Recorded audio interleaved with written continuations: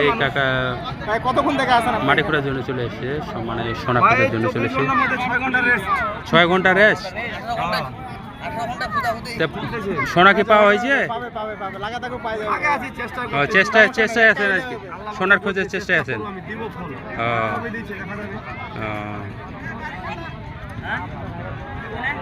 মানুষের কত ইচ্ছা দেখুন, একটু যদি সোনা পাওয়া যায় তো কোটিপতি, লাখপতি। এই দেখুন অনেক, শুধু সোনার খোঁজে আসে সবাই, খালি সোনা আর সোনা।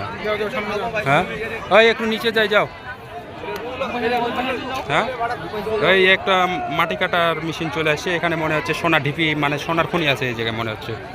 এই দেখুন এই কাকিমারাও চলে এসে দেখুন। একই ওই ইট ভাটা ফের ধোয়া উঠতেছে।